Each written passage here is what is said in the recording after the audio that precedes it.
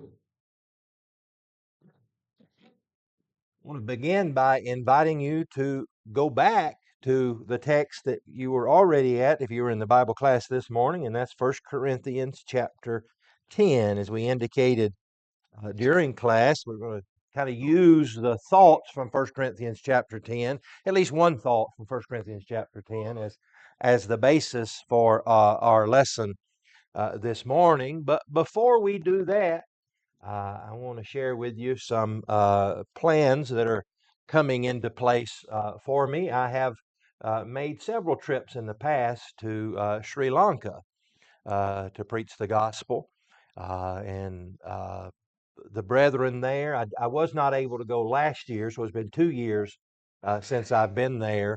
And they have been begging, literally begging, for us to come back. And so it's my plan to go in the first part of December back to the country of Sri Lanka. And so, what I would like to do is to take you with me in a way. In the coming weeks, I want to share a little bit about the country of Sri Lanka, about your brethren that are in Sri Lanka, and then, of course, after the trip, I'll do a report on the work that we're able to do there. You may be like me before I went and not real familiar with the country of Sri Lanka. It's not the biggest of countries by any means, and is not usually on our radar as Americans. But it's a tiny little teardrop island off the southern coast of India. In fact, if you've went to India and then went to Sri Lanka, you would notice very little difference, really, in the climate and in the culture and the food that they eat. Like I said, tiny country, smaller than the state of Missouri, much smaller than the state of Missouri. The whole country is, um, and it's an impoverished country. It's a third world country. I did a little research. The median income for the nation of Sri Lanka is a little bit over 53,000 rupees a month. And that sounds like a lot until you convert that into dollars, and it comes out to about $170 a month. Is their what we call average median income. And so it's a very, very poor country, third world country. And so it makes travel there difficult for a couple reasons. Number one is you can't drink the water. I know you hear that adage in different places in the country, and Sri Lanka is certainly one of those where you can't drink the water. In fact, they caution you if you go there as American to when you take a shower, you have to shower with your mouth closed. No singing in the shower in Sri Lanka because any just that inadvertent water getting in your mouth that might in the shower would make you sick. Um, you have to get our daily routine is getting bottled water. Thankfully, there is bottled water available. And so, anytime we go out, you have to say, we got to stop and get water, stop and get water, because bottled water is just a staple for us over there. In fact, you have to get in the routine of brushing your teeth and rinsing your toothbrush with bottled water. And so, that's a challenge. The food and the hygiene is not up to what we would say American standards. And so, you have to be careful in what you eat and how you eat it. And so most of my meals consist of ramen noodles that I brought from America. Ramen noodles boiled in bottled water, uh, and some beef jerky or something to go with that in the hotel room at night. The reason I've gone to Sri Lanka is twofold. Number one is the need there is great. I know of 8 gospel preachers in Sri Lanka. The Lord may know of more, but I know of 8 who I would consider faithful gospel preachers working with 8 different churches in the city, in the nation of Sri Lanka. Like I said, they are very poor. I'm thankful that in recent years I've been able to secure financial support for all 8 of those men. In fact, the South Mumby congregation in Orlando, where I was before this, that supports all 8 of those men to the tune of $300 a month, which, if you remember the earlier figure, that puts all of them above the median income for that country. Still leaves them impoverished as preachers. And so just the need there is just tremendously great. And then the second reason is because not only is the need great, but it has been largely a neglected country. A lot of gospel preachers will go to the Philippines, to India, to parts of Africa, and those are great works and need to be continued. But Sri Lanka, maybe because of its size, maybe because of its poverty, is just kind of a forgotten country when it comes to largely comes to churches and Christians and even preachers. And so a good friend of mine by the name of Ed Brand is my traveling companion, and he's the one that introduced me to Sri Lanka. And every time I've gone with Ed. Ed is in his middle 80s right now, but still travels. In fact, he's just left Africa and is in Chile right now, and he'll come home for Thanksgiving, and then he and I will fly out in early December to Sri Lanka.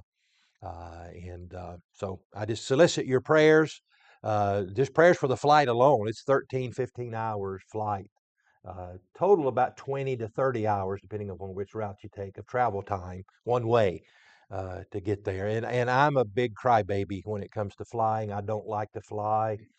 I can't sleep on an airplane good. You might can tell by my big frame, the seats aren't comfortable, certainly in economy for a 13-hour flight overseas. And so I just solicit your prayers and know that you'll be going with me on this trip. And I want to, like I said, I want to share some things. I'll share some pictures of the good brethren, wonderful people there. John talked in his Lord's Supper talk about India and the Hindus. The two major religions in Sri Lanka are Hinduism and Buddhism. Muslim would be third, and then their version of Christianity would be a distant fourth. And so it's an important work that I feel needs to be continued. And so plan on making that trip in December. And again, want you to go with me in your prayers and thoughts. And so we'll be sharing a lot about the country and those good brethren there in weeks to come. All right, on to our lesson in 1 Corinthians chapter 10, where we were studying in our Bible class this morning. We looked at probably the most familiar verse in 1 Corinthians chapter 10, and that is verse 13, where the Apostle Paul is encouraging these Christians not to fall from their faith. In fact, he had just said in verse 12, issued the warning, let him who thinks he stands take heed lest you fall.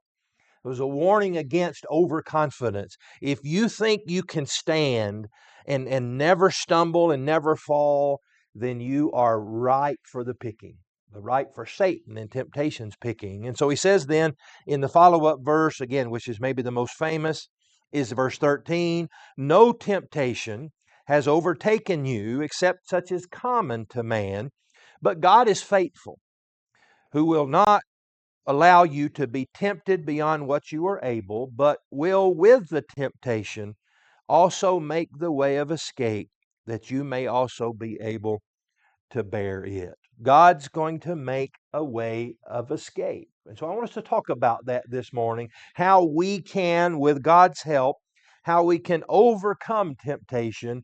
And let's talk about those ways of escape. God has promised, and as Paul points out, He is faithful. There is a way of escape. We don't have to give in. It's not inevitable that we give in to temptation and sin. There are ways of escape. And so let's talk about those ways of escape this morning that God has given us. Here's one, I think, one tool or weapon that we can use in overcoming temptation and therefore becomes a way of escape is number one, is that we need to count the cost of giving in. I think that's the starting place, one of the starting places at least, for dealing properly and successfully with temptation is to realize, what's this going to cost me?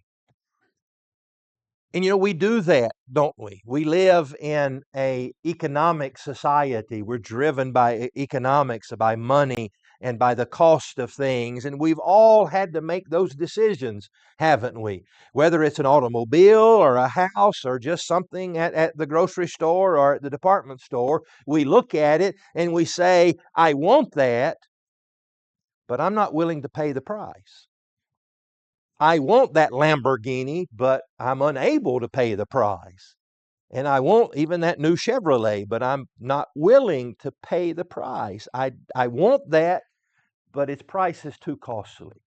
I think one of the ways of escape God's given us is the reality, the vision to be able to see, what's this going to cost me? What's this sin going to cost me? Now we must admit that that's difficult and that's challenging. And it's challenging for this reason. Number one is sin and the pleasure that I will derive from giving into that temptation has at least two advantages.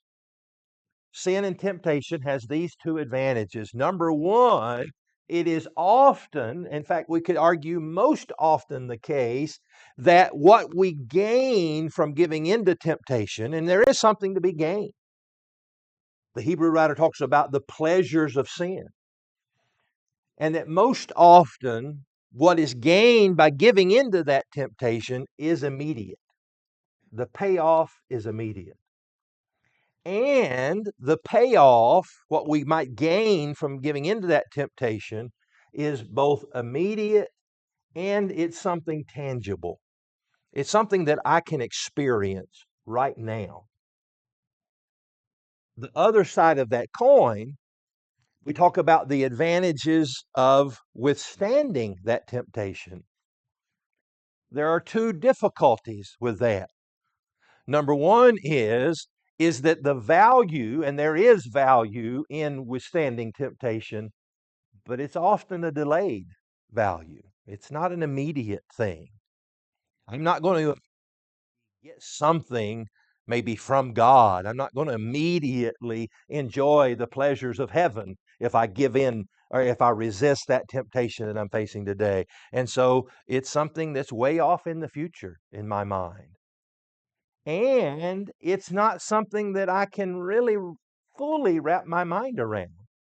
It's not something that I can put my hands on and touch and taste and smell the reward of resisting temptation. And so that makes it far more difficult, doesn't it, to count the cost. And so what we need to do, look with me in the book of Second Corinthians, Second Corinthians chapter 4, is that we need to do what the inspired apostle tells us there to do. 1 Corinthians 4 and in verse 16, therefore we do not lose heart. This is 2 Corinthians 4:16. We do not lose heart, even though our outward man is perishing, yet the inward man is being renewed day by day. For our light affliction, which is but for a moment, is working a far more and exceeding and eternal weight of glory, while, and here's the key, verse 18, while we do not look at the things which are seen, but the things which are not seen.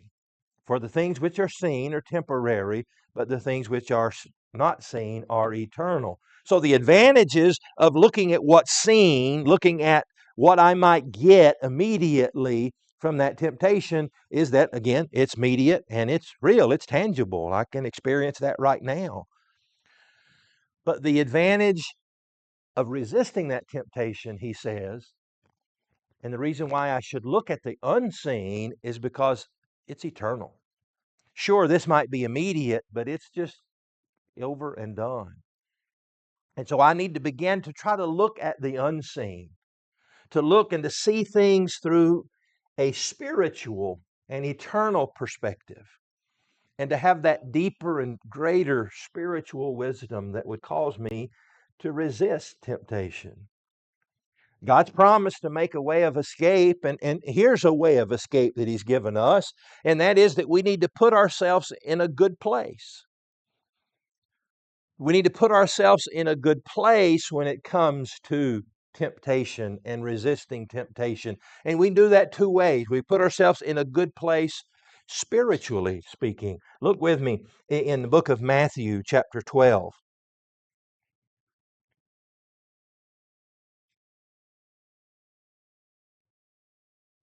Matthew chapter 12. And Jesus is going to tell us through Matthew's pen that being what we ought to be isn't just going to happen. It's not just an accident or a coincidence, that there's some forethought and some planning involved. Look what he says in Matthew 12, verse 35. A good man, a good man out of the treasure of his heart brings forth good things, and an evil man out of the evil treasure brings forth evil things. So if I want to be able to resist that temptation and not give in to that sin, but to be faithful to God who is faithful to me, then I need to put myself in a good spiritual place. I need to have that good, clean, pure heart, because that's what's going to come out. That's what's going to be demonstrated. And so I need to put myself in a good place, spiritually speaking. And understand this, and I think this is something that we take for granted, that when we're coming to church, when we're studying the Bible, when we're doing all of those things that we know we ought to do as a Christian, that's what we're doing them for. Is we're getting ready, we're getting prepared for those spiritual challenges. That we're preparing today for the storm that's going to come tomorrow. And so we need to put ourselves in a good place spiritually. Be stronger in your faith now so that when that temptation comes, you're prepared. So put yourself in a good place spiritually, but also, let's be practical about this, put yourself in a good place physically. We talked about that a little bit in class this morning. If you know that there's going to be temptation in that place, then don't go to that place. If you know that those people are going to draw you into sin, then maybe you shouldn't be hanging out with those people. Put yourself in a good place physically. We talked about that language of the self-control language that is there. Look in 1 Corinthians chapter 9, the chapter that precedes our text this morning.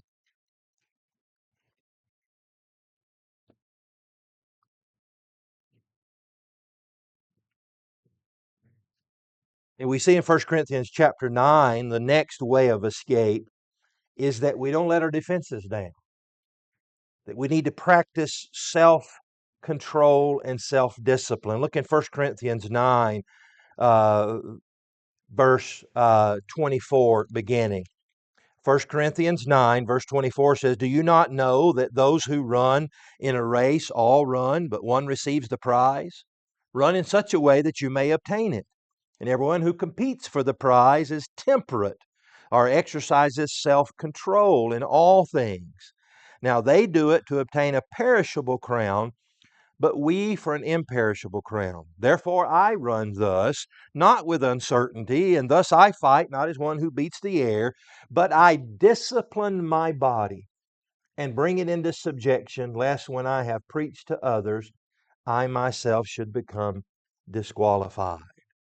Knowing that we have this eternal perspective and we're looking at the things that are not seen, just not at the immediate satisfaction or gr- gratuity that we might receive in giving into this temptation and sinning, and understanding in that eternal perspective that helps me to guard myself, to be on that guard, to do as Paul would tell us, to put on the whole armor of faith that we might be able to stand, is that we don't let our defenses down. We must know that he's out there as a roaring lion. And again, that's a difficult concept because, and please understand how I mean this, I'm not contradicting scripture, but he's not out there like a roaring lion,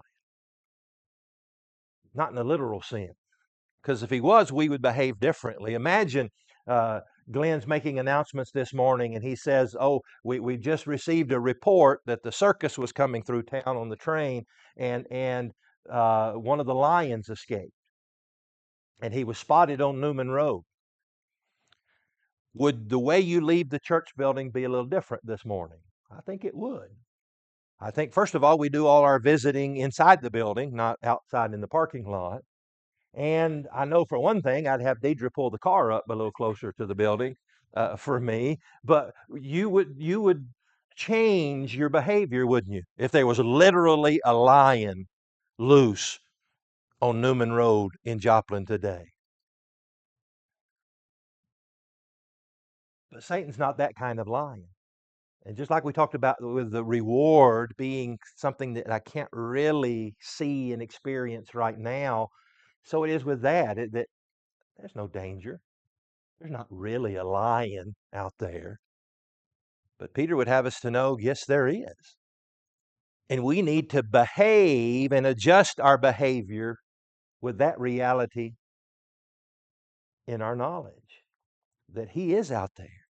And so I need to always be on my guard and always watching and never letting myself fall into that trap of vulnerability and gullibility.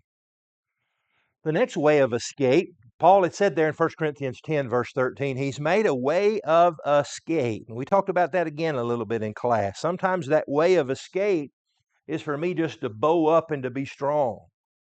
We lived in Florida, as you know, for 8 years, and we were educated and exposed to the hurricane culture, something we'd never experienced it before. We've gone through tornadoes, as y'all have, but hurricanes are a little different because hurricanes are different in the sense that you can see them coming from a long way off. And sometimes that was the worst torture. It was like a hurricane is like a huge tornado crossed with a turtle. uh, that it's coming, and it's just for days. You know it's coming, and they get prepared. And there's two things that you can do to prepare for a hurricane. Number one is get out of Florida, and a lot of people do that. In fact, they tell you if you live on the coast, that's what you need to do. That's what we made interstates for. Get out of here. The other thing, and of us who lived inland, what they told us to do is you just need to hunker down and you just need to ride it out. You need to board up your windows, bring in all the lawn furniture. In fact, they would tell us we had lawn furniture and we had a swimming pool. Everybody in Orlando had a swimming pool. And so what they tell us to do is take your lawn furniture and throw it in the swimming pool because it'll sink to the bottom and it won't blow away that way. And so you just you hunker down, you make all those things, and you're just going to withstand that storm while in the storm. But another way was to just leave, that way of escape. And so it is with temptation. There's two ways to overcome temptation. One is to just hunker down, bow up, and just say, I'm not going to let my defenses down. I'm in a good place spiritually, and I'm going to withstand the storm of temptation. And that works, and that's effective. But sometimes the better idea is to just get out of Dodge, just leave. And sometimes we talked about the three times in the New Testament: flee idolatry, flee youthful lust, flee fornication, flee sexual immorality, some translations say. That sometimes we just need to literally absent ourselves from that situation. I'm not going to be there. I'm going to run away. That's what the word flee means. I'm going to run away from it. And I'm going to avoid that at all cost because I understand the price and the dangers involved. And then lastly, there's meat to 1 Corinthians chapter 10 and verse 13. And here's what I mean by that there's meat to it, that it means something. God said, God promised, and by the way, Paul would remind us in that verse that he is faithful. In other words, he's not just going to say something. He's not like you and I who may make a promise, and then when it comes to the time to when we actually have to move you and load up the moving van, I'm like, oh, I forgot, I got something else to do. No, God says he's going to do it. He's going to do it. And he said he will help us through this temptation, that he will make a way of escape. God is moving in spiritual ways, in providential ways that are unseen and maybe unknown to us, but he said he's going to help us. And so shouldn't we ask for that help? Who's better equipped to help us? Who is stronger? And I think one lesson we need to learn from Scripture, when Scripture tells us to put on the armor of God that we might be able to withstand the wiles of the devil. I think the principle we learn from that is that we cannot withstand Satan. He's more powerful than we are. But guess who's more powerful than Satan? And that's God. That's why you put on the armor that belongs to God. You can't. We could talk about the Old Testament example, the famous example of David and Goliath. And I think so many times people in the world, I don't think we do this as much, but people in the world misunderstand the idea of David and Goliath. You always hear that, in it's maybe a sports analogy, that here's a team, massive university playing this little school. You had to Google to find out even what state it's in. And that one day something happened and the little team beat the big team. And the sports commentators say it's like David and Goliath. Well, no, it's not. Because in sports, sometimes the little guy can beat the big guy. But I'm going to tell you the story of David and Goliath is not that sometimes the little guy wins. That's not the story. That's not the moral of that story. Because absent of God's help, I think we all know who would have won that battle if it was replayed 100 times. And the story of David and Goliath is not sometimes the little guy can beat the big guy. The story is that when God's on your side, you can beat the big guy. And we need to understand that we can pray for God's help. And you think about how many times that language is used in the New Testament, language such as, what's the couplet that we often see with prayer? Watch and pray. Watch and pray. It says, watch for his second coming. Watch for temptation. Watch and pray. And what does it mean to watch? And we talk a lot about what it doesn't mean, especially we talk about when it comes to the second coming of Christ.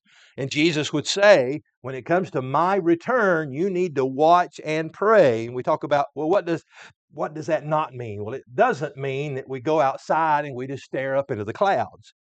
And we want to be the first one to see him and the first one to hear the trumpet. No, that's not what that means. It doesn't mean that. Well, then it means something, though. So what does it mean? It means this idea of preparedness, that we are watchful, that we're alert to the possibility, not to the possibility, but to the probability, to the certainty that Jesus is going to come again. And we watch and pray when it comes to temptation, that we are watchful for that, because we know that not just the possibility, not just the probability, but the certainty that temptation is going to come. And I need to be watching for that. And while I'm watching and alert for that, I'm praying. And I'm asking God, who is far more powerful, not just than me, but far more powerful than the tempter, that he will help me. And yet he'll make that way of escape. Let him who thinks he stands take heed lest he fall. You better be careful. But know this, that with God's help, you can stand. You can withstand the temptation that is ever before us. And so God has promised that he'll help us. And God is faithful to help us. But he expects us to do something to help ourselves in regard to withstanding the onslaught of temptation that we face every day in this world. And so open your eyes, be aware of Satan's devices, and be prepared to stand in the day of struggle. If you need to give in to the will of God, to the grace of God this morning in obedience to the gospel, would you do that right now? Knowing that there's going to be challenges, there's going to be struggles, that sin and temptation is out there. But know this, God is faithful and he'll help you through that temptation. If we can help you this morning as you render obedience to the gospel, let it be known as together we stand and as we sing.